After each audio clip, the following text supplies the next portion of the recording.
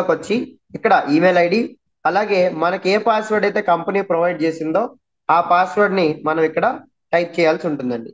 So type చేసిన తర్వాత login అని కొట్టగానే మనకి మన ఐడి అనేది లాగిన్ అవుతాం.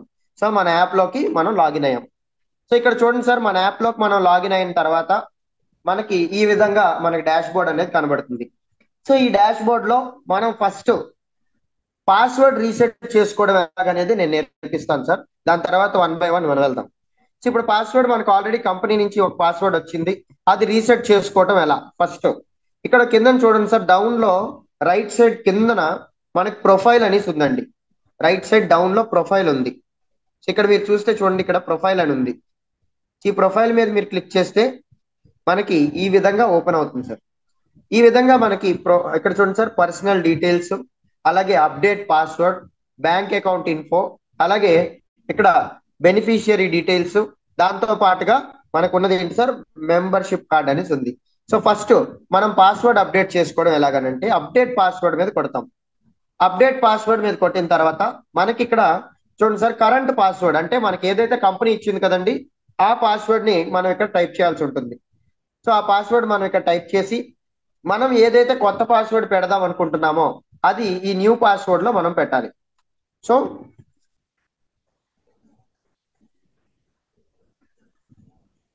ఇక్కడ చూడండి సార్, నేను కొత్త పాస్వర్డ్ అనేది 2 సార్లు కన్ఫర్మ్ చేసుకోవాలి సార్. ఫస్ట్ కరెంట్ పాస్వర్డ్ అంటే కంపెనీ నుంచి వచ్చిన పాస్వర్డ్ ని కరెంట్ పాస్వర్డ్ లో పెడతాం.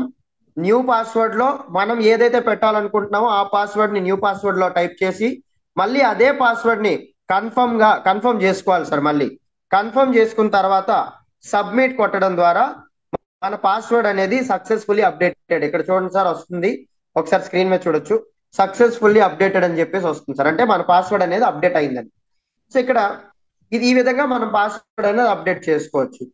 అలాగే మన పర్సనల్ డీటెయిల్స్ ఇక్కడ చూడండి సార్, మై ప్రొఫైల్లోకి వెళ్ళిన తర్వాతే మన పర్సనల్ డీటెయిల్స్ ఉంటాయి. మన ఫోటో కానీ లేదా మన ఆధార్ కార్డు, మన ఐడి కార్డు ఏదైతే ఇస్తున్నామో, మనం ఆధార్ కార్డు ఇస్తే ఆధార్ కార్డు, పాన్ కార్డు ఇస్తే పాన్ కార్డ్, లేకపోతే పాస్పోర్ట్ ఇస్తే పాస్పోర్ట్ నంబర్ కానీ ఆ ఏదైతే ఉందో దాని ఫ్రంట్ పేజ్ అనేది ఫోటో కింద ఇక్కడ అప్లోడ్ చేసుకొని మనం సబ్మిట్ చేయాల్సి ఉంటుంది సార్. అలాగే మనం ఏ ప్యాకేజీలో ఉన్నామో చూపిస్తుంది, మనకి యాక్టివ్ అకౌంట్స్ ఎన్ని ఉన్నాయి ఇక్కడ చూపిస్తుంది. అలాగే ఇక్కడ చూడండి సార్, మన డీటెయిల్స్ అన్ని కూడా ఇక్కడ ఇవ్వడం జరుగుతుందండి. సో ఈ విధంగా మనం ఇక్కడ ఒకవేళ కావాలంటే అడ్రస్ కూడా మనం ఇక్కడ చేంజ్ చేసుకోవచ్చు.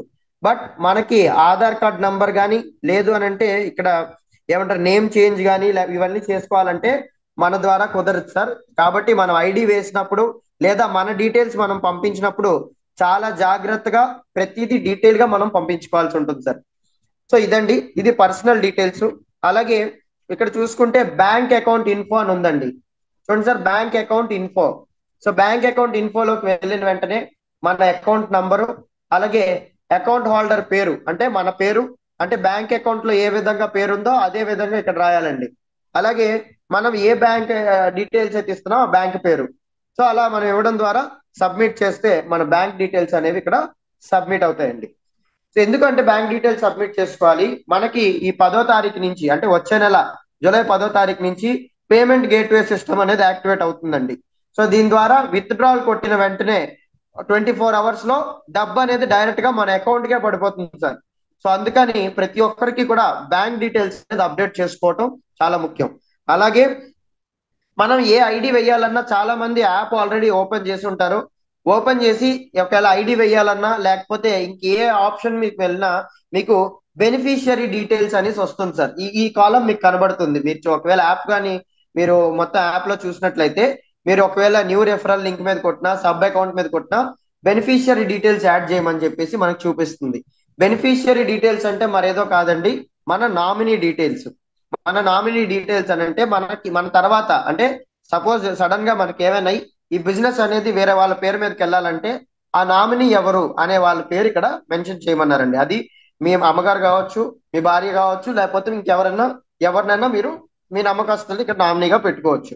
సో ఇక్కడ చూడండి సార్, బెనిఫిషియరీ నేమ్ లో వాళ్ళ పూర్తి పేరు, అలాగే వాళ్ళ రిలేషన్షిప్ ఏంటనే రాస్తాం, వాళ్ళ ఫోన్ నంబర్, అలాగే వాళ్ళ ఆధార్ కార్డ్ కానీ వాళ్ళ పాన్ కార్డ్ నంబర్ కానీ లేదంటే పాస్పోర్ట్ ఐడి కానీ వాళ్ళ అంటే ఏదో ఒక ఐడి కార్డ్, ఈ మూడిట్లో ఏదో ఒక ఐడి కార్డ్ నంబర్ అనేది మనం ఇక్కడ ఇవ్వాల్సి ఉంటుందండి. ఇచ్చి సబ్మిట్ కొట్టగానే బెనిఫిషియరీ డీటెయిల్స్ కూడా ఇక్కడ మనకి సబ్మిట్ అవ్వడం జరుగుతుంది. సో ఇదండి ప్రొఫైల్ అప్డేట్. ఈ ప్రొఫైల్ అప్డేట్ చేసిన తర్వాత మనకి మన ఫోటోతో మన పేరుతో ఒక మెంబర్షిప్ కార్డ్ అనేది మన ఐడి నంబర్ తో రావడం జరుగుతుంది సార్. మీరు ఇక్కడ చూసినట్లయితే ఈ విధంగా ఒక ఐడి నంబర్ అనేది మనకు ఒక ఐడి కార్డ్ లాగా ఇక్కడ మెంబర్షిప్ కార్డ్ అనేది ఇవ్వడం జరుగుతుంది. సో ఇది ప్రొఫైల్ అండి.